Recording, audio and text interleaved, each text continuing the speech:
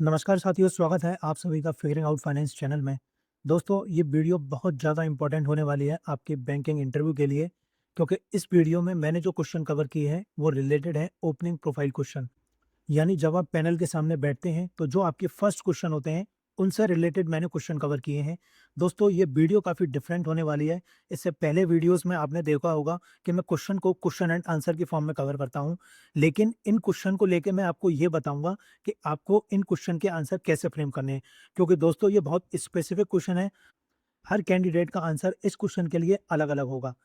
दोस्तों, इस वीडियो को ध्यान से देखिएगा, पेन और पेपर लेके बैठिएगा ताकि आप नोट्स बना पाएँ, ताकि आप बाद में इन क्वेश्चन के आंसर आप फ्रेम कर सकें। तो दोस्तों, वीडियो को लास्ट तक ज़रूर देखिएगा। दोस्तों, जैसा कि आपको पता है कि मैं इस बैंकिंग इंटरव्यू मास्टर सीरीज़ में 4 लेयर कवर कर रहा हूँ, layer A, layer B, layer C और लेयर डी। दोस्तों, लेयर डी मैंने रिसेंटली ऐड की है, जो मैंने अपनी अर्लियर वीडियोज़ में नहीं बताया था। लेकिन लेयर डी के जो सेट हैं वो आपको सेट नंबर 36 से सेट नंबर 41 तक आपको मिल जाएँगे। बहुत इंपॉर्टेंट सेट्स हैं। और दोस्तों, ये लेयर ए में जो मैंने सेट कवर किए हैं, आज उसमें हम सेट नंबर 16 करने वाले हैं। तो आप वीडियो को लास्ट तक ज़रूर देखिएगा, बहुत इंपॉर्टेंट वीडियो है। जैसा कि मैंने बोला है, आपको पेन और पेपर आप लेके बैठिएगा। दोस्तों, उससे पहले हम आगे बढ़ें, मैं चाहता हूँ इस स्लाइड को आप एक बार ध्यान से पढ़ें। आप ये देखें कि मेरी वीडियोज़ आपको कैसे देखनी है, ताकि आप जो भी कंटेंट पढ़ रहे हैं उसका मैक्सिमम रिटेंशन कर पाएँ। दोस्तों, इन स्टेप्स को ज़रूर फॉलो कीजिएगा, इससे आपको ही फ़ायदा मिलेगा इंटरव्यू में। तो आप वीडियो को पॉज़ कीजिए और एक बार इसको पढ़िए। तो चलिए दोस्तों, आज का वीडियो शुरू करते हैं। तो चलिए दोस्तों, देखते हैं आज का पहला क्वेश्चन। पहला क्वेश्चन है, टेल अस अबाउट योरसेल्फ। ये बहुत बेसिक क्वेश्चन है और मोस्टली पैनल इसी से शुरुआत करता है आपके इंटरव्यू की। तो इसमें हमें सबसे पहले ये समझना है कि पैनल का माइंडसेट क्या है। देखिए, पैनल के माइंड में 3 चीज़ चल रही होती हैं। पहली, आपका उसके पास पूरा बायोडाटा है। अगर आईबीपीएस के केस में देखें तो उनके पास हमारा एप्लीकेशन फॉर्म होता है। उसमें अपने name, college, marks, date of birth सारी चीज़ें मेंशन की होती हैं। अगर आपने अपने इंट्रोडक्शन में यही चीज़ें बताएँ तो आपने उनको कुछ एक्स्ट्रा बताया ही नहीं।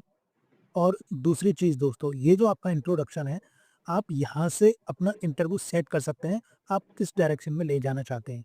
दोस्तों, ये एक मेन्यू की तरह है। देखिए दोस्तों, एक चीज़ मैं आपको बता दूँ, पैनल का माइंडसेट एकदम फिक्स नहीं होता है कि उसने 10-12 क्वेश्चन रट लिए, हर कैंडिडेट से वही क्वेश्चन पूछता रहेगा। वो इसीलिए इंट्रोडक्शन पूछता है कि आप कहाँ ले जाना चाहते हैं अपना इंटरव्यू को। जो भी चीज़ आप इंटरव्यू में बताएँगे, वो उसी में से आपका क्रॉस क्वेश्चन स्टार्ट कर देगा। और उसके बाद वो अपने जॉब स्पेसिफिक क्वेश्चन पे आते हैं। जब वो आपके टेल अस अबाउट योरसेल्फ के क्वेश्चन से सैटिस्फाइड हो जाते हैं ना, तब वो स्पेसिफिक क्वेश्चन पे पहुँचते हैं, मेनली बैंकिंग अवेयरनेस पे। तो दोस्तों, पहले आप अपना टेल अस अबाउट योरसेल्फ ये स्ट्रॉन्ग कीजिए, जिससे आप अपना इंटरव्यू एक परफेक्ट डायरेक्शन में ले जाएँ और आप अपने इंट्रोडक्शन में वही चीज़ मेंशन करिए जिस पे आपकी स्ट्रॉन्ग कमांड हो। अब मैं आपको बताता हूँ, आपको अपना आंसर कैसे फ्रेम करना है। और हाँ दोस्तों, एक चीज़ याद रखिए, आप जब भी इंट्रोडक्शन दें, तो बहुत लंबा इंट्रोडक्शन ना दें। इंट्रोडक्शन को आप 60 सेकंड से 90 सेकंड के बीच में ख़त्म कर दें। ऐसी आप प्रैक्टिस कीजिए। मैं हमेशा अपनी वीडियोज़ में कहता हूँ, आप बोलने की प्रैक्टिस कीजिए। जब तक आप बोलेंगे नहीं, तब तक आपको पता नहीं चलेगा कि आप पैनल के सामने कैसे बोल पाएँगे। आप मिरर के सामने बोलिए। आप मिरर के सामने नहीं बोल सकते, आप ऐसे ही बोलिए। आप एक रूम में बैठ जाइए, वैसे ही बोलिए सामने से और आप बोलिए। बोलने से कॉन्फिडेंस आएगा, तब आप पैनल के सामने बोल पाएँगे। तो चलिए, अब मैं आपको बताता हूँ आपको अपना इंट्रोडक्शन कैसे एकदम परफेक्ट करना है। तो दोस्तों, हमें सबसे पहले उसमें कवर करना है हमारा रूट, यानी जिस डिस्ट्रिक्ट से हम बिलॉन्ग करते हैं। जैसे सपोज़ कीजिए कि आपका डिस्ट्रिक्ट मुरादाबाद है, तो आप अपने इंट्रोडक्शन में ये मत बोलिए कि आई एम फ्रॉम मुरादाबाद। आप उसमें मुरादाबाद तो बोलिए, बट उसमें उसका इकोनॉमिकली नोन भी बोलिए। इससे एक पैनल के ऊपर एक अलग इंप्रेशन पड़ेगा। दूसरा दोस्तों, जब भी आप अपनी डिग्री के बारे में बताएँ, तो उसके साथ आप एक लाइन में ये और बताइए कि हमने इसको चूज़ क्यों की। और इसके बाद दोस्तों, जब आपकी ग्रेजुएशन कंप्लीट हो गई या आपने कुछ जॉब किया या आपने कैसे प्रिपरेशन स्टार्ट की, इस चीज़ को थोड़ा-सा बताइए और आप अपने गैप को हाइड मत कीजिएगा। अगर आप गैप हाइड करेंगे तो पैनल के ऊपर अच्छा इंप्रेशन नहीं पड़ेगा। और दोस्तों, लास्ट में एक लाइन में आपको ये स्पेसिफिकली बताना है कि आप बैंकिंग क्यों चूज़ करना चाहते हैं। इन चीज़ों को आप ऊपर की चीज़ों से कनेक्ट कीजिए। इसीलिए दोस्तों, मैंने सेट नंबर 29 से लेके सेट नंबर 35 तक टोटल 7 स्ट्रीम कवर की हैं और उसमें मैंने बताया है कि पैनल आपसे किस टाइप के क्वेश्चन पूछ सकता है जब आप किसी पर्टिकुलर स्ट्रीम से बिलोंग करते हैं। अगर आपने अब तक उन वीडियोस को नहीं देखा है तो आप उनको ज़रूर देखिएगा। दोस्तों, ये आप 4 ब्लॉक्स याद रखिए, इनको आप रूट मानिए, मेरा मतलब है इनको आप बेस लेके अपने आंसर को तैयार कीजिए। जिससे आपका एक आंसर परफेक्ट बन जाए और उस आंसर को रटना नहीं है। ये भी याद रखना है कि पैनल के सामने हम एकदम फ्लुएंटली बोलते ही चले जाना है तो पैनल को लगेगा कि ये तो रट के आया है। ऐसा हमें नहीं करना है, हमको बहुत आराम से बोलना है। हमें ये नहीं दिखाना है पैनल को हमने इसका आंसर रट के आए हैं। तो इस चीज़ का आप विशेष ध्यान रखिएगा। तो चलिए दोस्तों अब आगे बढ़ते हैं। नेक्स्ट क्वेश्चन है, इज़ देयर अ मीनिंग और स्टोरी बिहाइंड योर नेम? ये पैनल कभी-कभी पूछ लेता है आंसर इंसान को रिलैक्स करने के लिए, यानी कैंडिडेट उन्हें लगता है थोड़ा घबराया हुआ है या उसके हाथ-पैर फूल रहे हैं, लगता है उनको पैनल को, तो वो एक बहुत नॉर्मल सा क्वेश्चन पूछते हैं कि आपके नाम का मतलब क्या है? तो पैनल को पूछने के इसके 3 कारण क्या होते हैं, वो पहले मैं आपको बता देता हूँ। जैसा कि मैंने अभी बताया, ये स्ट्रेस फ्री ओपनर है। ये पैनल ये देखना चाहता है कि आप कहीं प्रेशर में तो नहीं, आप एकदम सही बोल रहे हैं और जो आपकी टोन है आंसर देने की, वो एंड तक मैच करनी चाहिए। अगर पैनल इसके अलावा आपसे बैंकिंग से रिलेटेड कुछ भी पूछता है ना, तब भी आपकी टोन यही रहनी चाहिए।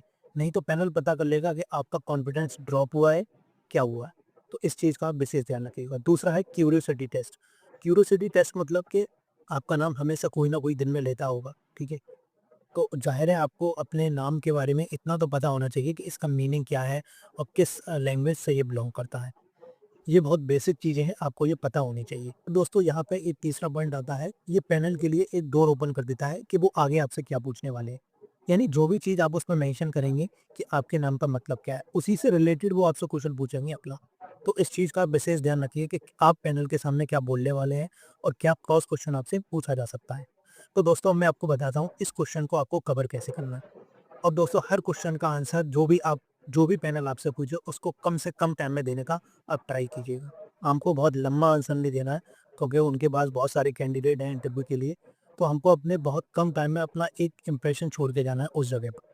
तो मैं आपको बताता हूँ कि आपको इसका आंसर कैसे देना है, ठीक है? तो सबसे पहले हम उसका मीनिंग बताएँगे कि हमारे नाम का मतलब क्या है और ये किस लैंग्वेज से बिलॉन्ग करता है। और दूसरी चीज़ बताएँगे ये नाम हमारा रखा किसने, ग्रैंडपेरेंट्स ने, पेरेंट्स ने या कोई स्पेसिफिक रीज़न था इस नाम को रखने का है। तो आप ये चीज़ भी बता सकते हैं। और तीसरा पॉइंट दोस्तों अगर आप बिल्कुल ही ऑनेस्ट रहना चाहते हैं तो एक कनेक्शन बता दीजिए अपने नाम का। जैसे आपने देखा होगा कुछ लोगों को अपने नाम पर बहुत ज़्यादा गर्व होता है कि मेरा ये नाम है। सपोज़ कीजिए एक अंकित नाम है, उसका नाम होता है इंडिकेशन। तो एक लगता है ना कि कोई चीज़ है मतलब इंडिकेट एकदम अलग से अंदर से एक अलग ही वाइब आती है इस चीज़ के लिए। तो आप वो भी बता सकते हैं, उसका कोई नेगेटिव इम्पैक्ट नहीं पड़ेगा। पर ध्यान रखिए दोस्तों हमको आंसर ज़्यादा लंबा नहीं खींचना है। हमको बहुत शॉर्ट में अपना इंप्रेशन जमाना है वो। तो चलिए दोस्तों अब आगे बढ़ते हैं। नेक्स्ट क्वेश्चन है, tell us about your home town and what is it famous for? बहुत कॉमन क्वेश्चन है। पैनल मोस्टली आपसे ये पूछ सकता है कि आपको अपने होम टाउन के बारे में क्या पता है? तो हमें बहुत सारी चीज़ें पता होनी चाहिए अपने होम टाउन के, स्पेशली इकोनॉमिक से रिलेटेड। तो इससे एक तो आपकी ये पता चलती है कि आप कितने अवेयर हैं अपने होम टाउन को लेके, आपको कितनी इन्फॉर्मेशन है। और दोस्तों बैंकर का काम ही है कि हमें लोन देना ही देना है। यही हमारा एक तरीके से मेन जॉब है। अगर हम इसी में परफेक्ट नहीं होंगे तो हो सकता है कि पैनल हमें रिजेक्ट कर दे। तो हमें ये बताना होगा कि वहाँ की इकोनॉमिक कंडीशन कैसी है। तो अब मैं आपको बताता हूँ इस आंसर को आपको कवर कैसे करना है। सबसे पहले आप उसकी लोकेशन बताएँगे, एग्ज़ैक्ट डिस्ट्रिक्ट और किस स्टेट में है और किस साइड में है। अगर कोई आस-पास रिवर है तो आप उसका नाम भी ले सकते हैं। फिर उसका फ़ेमस बताएँगे कि ये किस चीज़ के लिए फ़ेमस है। जैसे अगर मैं मुरादाबाद की बात करूँ तो वो ब्रास हैंडीक्राफ्ट और पीतल लकड़ी के लिए बहुत ज़्यादा फ़ेमस है, ठीक है? तो आप उसको उसमें मेंशन ज़रूर कीजिएगा। फिर आप उसकी इकोनॉमिक लेयर बताएँगे, ठीक है? फिर आप उसमें बताएँगे कि इसमें एक्सपोर्ट कितना होता है और कितने वहाँ पे लगभग एमएसएमई यूनिट्स हैं और कितना वहाँ लेबर है। तो ये सारी चीज़ें आप बताएँगे तो एक अवेयरनेस पता चलेगी, आप कितने अवेयर हैं उस चीज़ के लिए। और वहाँ पे आप एक चैलेंजेस बताएँगे कि क्या चैलेंजेस आ रहे हैं। जैसे एक्सपोर्ट की डिमांड क्या है, आर्टिज़न्स को वहाँ पे जो भी फैक्ट्रीज़ हैं उनको क्रेडिट एक्सेस कैसे कर पाते हैं और कॉम्पिटिशन क्या है, ये सारी चीज़ें आप बताएँगे। दोस्तों मैं आपको एक फैक्ट्स बताता हूँ, कहाँ से आप ये सारी चीज़ें पता कर सकते हैं।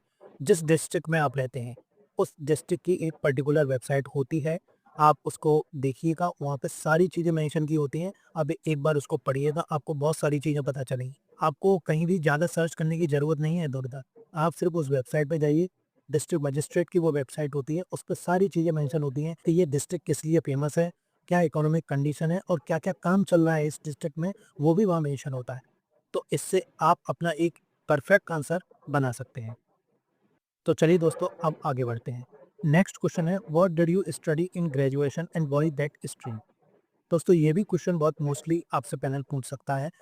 तो पहले हम माइंडसेट समझते हैं पैनल ये आपसे पूछता क्यों है। पैनल ये देखना चाहता है कि आपने जो डिग्री चूज़ की है करने के लिए, वो आपने अपनी पसंद से की है या किसी के कहने से की है? यानी कि आप अपना डिसीज़न खुद ले पा रहे हैं या नहीं? तो ये बहुत इम्पोर्टेंट है, आपको उस हिसाब से इस आंसर को फ्रेम करना है। तो ये एक क्वाइटली क्वेश्चन है, मैं कहूँगा इसको। फिर उसके बाद पैनल का एक क्वेश्चन ज़रूर होगा, देन वही बैंकिंग।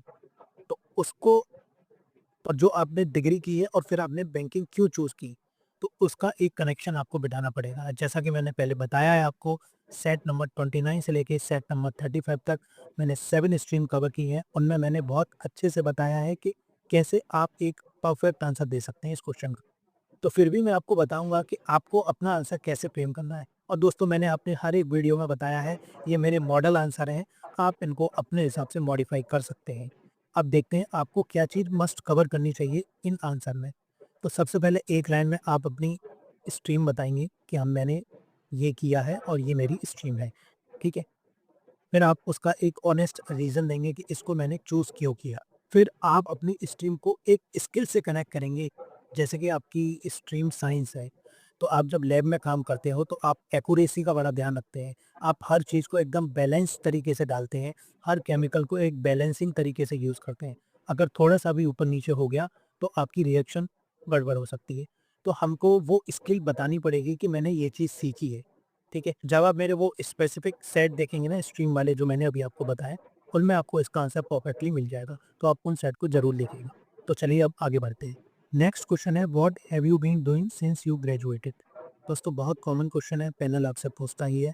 और आज तक मैंने जितने भी इंटरव्यू सीरीज़ बनाई हैं, जिसमें एक्सपीरियंस रिक्वायर्ड नहीं होता, उनमें कैंडिडेट मुझसे पूछते ही पूछते हैं, "सर, मेरा गैप कितना है, मैं इसका क्या आंसर दूँ?" मैं सबको यही कहता हूँ कि आप एक ऑनेस्ट आंसर दीजिए। देखिए, पैनल को पता है ऑलरेडी कि आपका कितना गैप है, क्योंकि उनके पास एप्लीकेशन फॉर्म है, उसमें आपकी ग्रेजुएशन, पोस्ट ग्रेजुएशन की डेट लिखी हुई है। बट पैनल आपके मुँह से ऑनेस्टी सुनना चाहता है। जब तक आप ऑनेस्ट आंसर नहीं देंगे, आपको मार्क्स नहीं मिलेंगे, इर्रेस्पेक्टिव आपके कितने भी ईयर का गैप हो। जो भी है क्लियर चीज़ें आपने अपने जीवन में की हैं या आपका अब तक नंबर नहीं आया, तो उसका एक कोई वैलिड रीज़न होगा कि आपका अब तक नंबर क्यों नहीं आया। अगर आप इतने साल से प्रिपरेशन कर रहे हैं, तो आप उनको बताइए कि सर, मैं इतने साल से प्रिपरेशन कर रहा हूँ। वैसे तो पैनल ये कभी नहीं पूछेगा कि आपका इतने साल से नंबर क्यों नहीं आया, क्योंकि उनको पता है बच्चा मेहनत कर रहा है तो वो इम्प्रूवमेंट कर रहा है धीरे-धीरे। तो आप उनको सामने से बताइए कि सर, मैं अपनी अंदर इम्प्रूवमेंट ला रहा था, इसीलिए मुझे टाइम लग गया आज यहाँ तक पहुँचने में। आज मैं यहाँ इंटरव्यू पैनल के सामने बैठा हूँ, तो मुझे बहुत खुशी है कि मैंने अपने अंदर काफ़ी चेंजेस लेके आया, मैंने अपनी स्ट्रेटजी में चेंजेस किए, तब मैं आज यहाँ तक पहुँचा हूँ।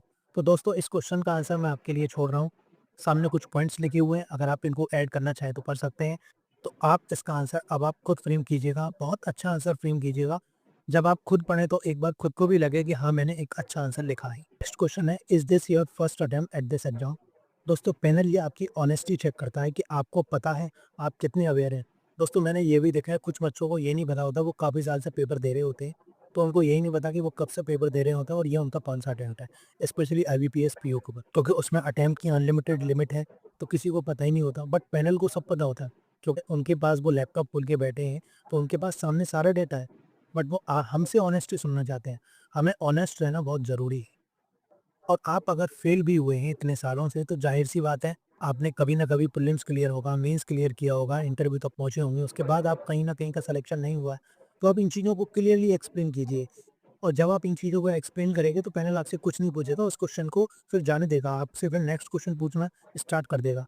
तो मेरा आपसे यही कहना है कि आप एकदम ऑनेस्ट आंसर दीजिए इसमें, ज़्यादा आप उसमें फैंसी वर्ड ऐड करने की यूज़ नहीं है, ठीक है? कि मैं भूल गया सर, मुझे कितने, ये नहीं, आपको सीधा येस और नो में आंसर देना है और फैक्ट्स बताने हैं कि यस सर, ये रीज़न था, इसलिए मैं यहाँ तक नहीं आया। तो और दोस्तों, एक इम्पॉर्टेंट चीज़ कि जब आप आंसर फ्रेम करें तो उसमें आप एक चीज़ ज़रूर ऐड कीजिएगा कि आपने क्या चीज़ चेंज की पिछले ईयर से, जब आप इस साल आप इंटरव्यू में बैठे हुए हैं। ठीक है दोस्तों? आप इस चीज़ का विशेष ध्यान रखिएगा। तो दोस्तों, हमको आंसर एक ऐसे फ्रेम करना है जो पैनल को इम्प्रेस करे। इम्प्रेस करे का मतलब ये नहीं होता कि पैनल खुश हो जाए, हमें अपनी बातों से उसको इम्प्रेस करना है, ताकि वो हमें अच्छे से अच्छे मार्क्स दे पाए। तो सामने मैंने कुछ पॉइंट्स दिए हैं, आप इनका यूज़ कर सकते हैं अपने आंसर को फ्रेम करने में। तो आप ऑनेस्टली इसका आंसर एक फ्रेम कीजिएगा। अगर पैनल आपसे पूछता है तो आपको ये आंसर देना है, तो आप अपने माइंड में ये चीज़ रख के बैठिएगा। और दोस्तों, मैंने पहले भी बोला कि हर एक आंसर आपको 40 से 60 सेकंड के अंदर ख़त्म करना है और अपना इंट्रोडक्शन 60 से 90 सेकंड के अंदर ख़त्म करना है। और दोस्तों आप कभी भी आंसर दें तो कभी उसमें बैड लक का नाम नहीं लेना। अननेसेसरी चीज़ बता देंगे सर इसलिए मेरा नहीं हुआ। आप हमेशा उसको अपनी पढ़ाई से लिंक करना और हमेशा इम्प्रूवमेंट की तरह दिखाना कि मैं हमेशा इम्प्रूव करता गया और इसीलिए आज मैं यहाँ बैठा हूँ। तो इस हिसाब से आप अपने आंसर को फ्रेम करना। तो चलिए अब आगे बढ़ते हैं।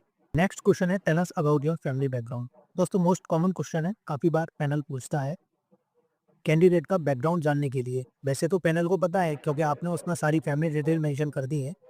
तो पैनल एक्चुअल में ये जानना चाहता है कि आप कहाँ से बिलोंग करते हो, यानी किस प्रोफेशन से बिलोंग करते हो, आपकी फैमिली कैसी है, किस प्रोफेशन में है। तो पैनल तभी आपसे इस क्वेश्चन को पूछता है जब वो आपके फैमिली बैकग्राउंड के बारे में जानना चाहता है। तो अब मैं आपको बताता हूँ कि इस आंसर को आपको कैसे फ्रेम करना है। सबसे पहले आप फैमिली का स्ट्रक्चर बताइए कि फैमिली में कितने लोग हैं। फिर ऑक्यूपेशन बताइए कि फैमिली में कौन क्या करता है। अगर आपका बिजनेस है तो उस बिजनेस की आपको पूरी जानकारी होनी चाहिए और जीएसटी से रिलेटेड भी उसमें जानकारी होनी चाहिए कि जो भी प्रोडक्ट आप बेचते हैं उस शॉप में उस पर जीएसटी का रेट क्या है। जब इतनी सारी चीज़ें आपने फैमिली के बारे में बताई हैं, तो आप एक चीज़ और बताइए कि आपको फैमिली से क्या सीखने को मिला? क्योंकि जो दोस्तों बड़ा बिज़नेस होता है ना जिन लोगों का, वो बहुत डिसिप्लिन्ड होते हैं। उनको मीटिंग्स, फ़ोन कॉल्स, सुबह टाइम से निकलना, ये सारी चीज़ें मेंटेन करके रखनी पड़ती है। और दोस्तों आप एक लास्ट में एक शॉर्ट लाइन ज़रूर बताइए जिसमें आप दिखाइए कि फैमिली का पूरा सपोर्ट है आपके इस प्रोफ़ेशन में, करियर में, और जहाँ भी पोस्टिंग होगी, वहाँ के लिए फैमिली रेडी है मुझे कहीं भी भेजने के लिए। ये चीज़ आप ज़रूर ऐड कीजिएगा। तो दोस्तों मेरा कहने का मतलब ये है, अगर आपका फैमिली बैकग्राउंड किसी स्पेसिफिक प्रोफेशन से बिलोंग करता है तो उस प्रोफेशन की आपको ए टू जेड इन्फॉर्मेशन होनी चाहिए। अगर आपके फादर फार्मर हैं तो आपको फार्मर से रिलेटेड पूरी डिटेल पता होनी चाहिए और कुछ स्कीम्स भी पता होनी चाहिए जो फार्मर से लिंक्ड हों। जैसे बिजनेसमैन है तो बिजनेस से रिलेटेड स्कीम आपको पता होनी चाहिए। अगर आपकी मदर भी काम करती हैं, मदर का क्या प्रोफेशन है, तो उसके बारे में भी आपको पता होना चाहिए। तो चलिए दोस्तों अब आगे बढ़ते हैं। नेक्स्ट क्वेश्चन है what are your hobbies and how do you spend your free time. दोस्तों मुझे लगता है अगर पैनल आपसे ये क्वेश्चन ना पूछे तो बहुत ज़्यादा बेटर है, क्योंकि आजकल सब लोग मोबाइल चलाते हैं फ्री टाइम में और ये हम बता नहीं सकते। ये तो फैक्ट है। तो पहले बहुत सारे बच्चे जो खासकर बॉयज़ होते थे उनका क्रिकेट बहुत बड़ा पैशन होता था। तो कहीं भी खाली फील्ड दिख गया था तो वहीं स्टंप और बैट लेके पहुंच जाते थे सब लोग, तो वहीं हम क्रिकेट खेलना शुरू कर देते थे। तो आज के टाइम पे मुझे लगता है पैनल ये क्वेश्चन ना पूछे तो ज़्यादा बेटर है। अगर पैनल पूछ भी ले तो हमें उसका आंसर कैसे देना है, तो मैं आपको ये चीज़ बताता हूँ। सबसे पहले तो आप 1-2 हॉबीज़ ही बताइए, ज़्यादा हॉबीज़ मत बताइए, क्योंकि एक्स्ट्रा हॉबीज़ पैनल को भी कन्फ्यूज़ करेंगी और आपको भी, क्योंकि पैनल आपसे फिर वो क्वेश्चन पूछेगा जो हो सकता है आप बहुत ज़्यादा कन्फ्यूज़ हो जाएँ। और जो भी हॉबीज़ आप बताएँ, तो उसके बारे में आपको पूरी इन्फॉर्मेशन होनी चाहिए। जैसे लोग बहुत आजकल रीडिंग के बारे में बताते हैं, तो रीडिंग में बहुत टाइप की बुक्स आती हैं, फ़िक्शन, नॉन फ़िक्शन और भी टाइप की बुक्स हैं। तो फिर उनके नाम बताओ, फिर पैनल उनके नाम पूछ लेता है, फिर आपसे पूछता है आपने कौन-सी बुक पढ़ी है, फिर उसके बारे में पूछ लेता है उस बुक में क्या था। तो बहुत सारी चीज़ें आती हैं इस चीज़ को पूछने में। बहुत स्पेसिफिक रखिएगा हॉबीज़ को, तो वो आप ही डिसाइड कीजिए कि आपकी हॉबी क्या है। दोस्तों देखिए दोस्तों, जब हॉबी की हम बात करते हैं ना, तो आजकल टू बी ऑनेस्ट मुझे नहीं लगता कि कोई अपनी हॉबी को फ़ॉलो कर पाता है। बहुत कम होते हैं जो फ़ॉलो कर पाते हैं, क्योंकि जो सिंसियर बच्चा है उसका पढ़ने में ही सारा टाइम निकल जाता है। तो उसी से आप कोई लिंक ढूँढिए कि हम क्या हॉबीज़ बताएँ जिससे हमसे पैनल कोई क्रॉस क्वेश्चन ना पूछ सके। तो दोस्तों आप खुद आइडेंटिफ़ाई कीजिए आपकी हॉबीज़ क्या हैं। जो भी आप हॉबीज़ आइडेंटिफ़ाई करें, तो आप उसका खुद क्रॉस क्वेश्चन सोचिए कि पैनल आपसे क्या पूछ सकता है। नेक्स्ट क्वेश्चन है how was your journey to the venue today? दोस्तों काफ़ी बार क्वेश्चन पूछ लेता है। ये मोस्टली क्वेश्चन पैनल लास्ट में पूछता है, और जब पूछता है जब पैनल को लग रहा हो कि आप बहुत ज़्यादा नर्वस हैं। आपकी वॉइस को थोड़ा सेटल करने के लिए पैनल इस क्वेश्चन को पूछता है। तो आपको इसका आंसर कैसे देना है, और शॉर्ट में देना है, ज़्यादा बड़ा आंसर नहीं देना है।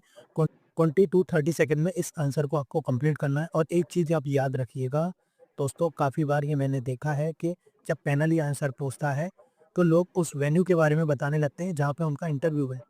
दोस्तों क्वेश्चन को आप ध्यान से सुनिए। पैनल ने पूछा है how was your journey to the venue today, मतलब आपने अपने घर से स्टार्ट की और यहाँ तक आपको कैसा लगा, उसके बारे में पूछ रहा है। तो मैं आपको एक आंसर बोल के बता देता हूँ कि आपको कैसे बोलना है पैनल के सामने। तो it was very comfortable sir, I reach Mumbai yesterday evening by train and stayed nearby. So I came here in about 20 minutes this morning. The city was already busy at 7. That was just my first impression of Mumbai. तो बस आपको इतना सा बोलना है, ज़्यादा नहीं बोलना है। जैसा मैंने बताया था बहुत शॉर्ट में आपको अपना आंसर ख़त्म करना है। तो दोस्तों ये थी आज की वीडियो, उम्मीद है आपको पसंद आई होगी। और दोस्तों एक इम्पॉर्टेंट अपडेट ये भी है कि अगर आप इन वीडियो सीरीज़ की पीडीएफ चाहते हैं, तो उसका लिंक आपको डिस्क्रिप्शन और कमेंट बॉक्स में मिल जाएगा। आप बहुत छोटा-सा अमाउंट पे करके इनकी पीडीएफ ले सकते हैं। और दोस्तों एक सबसे इम्पोर्टेंट बात, ये जो मेरी पीडीएफ है ये कॉपीराइट एक्ट 1957 के अंदर है। इसको आप कहीं भी शेयर नहीं कर सकते। इसके बारे में आप सामने स्क्रीन पे पढ़ सकते हैं, 3 चीज़ें मैंने मेंशन की हैं। इसलिए बहुत ही अफोर्डेबल मैंने इसका प्राइस रखा है। तो लिमिटेड पीरियड ऑफर है, फर्स्ट 200 स्टूडेंट के लिए 50% ऑफ है। आप 253 में ये अवेल कर सकते हैं, इसलिए आप जल्द से जल्द इसको परचेज़ कर लीजिएगा। दोस्तों आज की वीडियो में इतना ही, उम्मीद है वीडियो पसंद आई होगी। अपना फीडबैक आप ज़रूर शेयर कीजिएगा। आप कमेंट सेक्शन में भी कर सकते हैं या मुझे डायरेक्ट मैसेज भी कर सकते हैं टेलीग्राम या इंस्टाग्राम पर, लिंक आपको डिस्क्रिप्शन बॉक्स में मिल जाएगा। या आपकी कोई क्वेरी हो या आप चाहते हो कि मैं कोई स्पेसिफिक क्वेश्चन कवर करूँ आपके आने वाले इंटरव्यू के लिए, तो उसको भी आप मुझे कमेंट सेक्शन या मुझे डायरेक्ट मैसेज कर सकते हैं। मैं उसको आने वाली वीडियोज़ में ज़रूर कवर करूँगा। दोस्तों ये वीडियो सीरीज़ काफ़ी ज़्यादा इंपॉर्टेंट है, आप इसको रेगुलरली फॉलो कीजिएगा और सेट्स को आप सीक्वेंस में देखिएगा, इससे आपको एक अलग ही कॉन्फिडेंस मिलेगा। तो दोस्तों चलिए आज की वीडियो में इतना ही। Thanks for watching and all the best for your interview.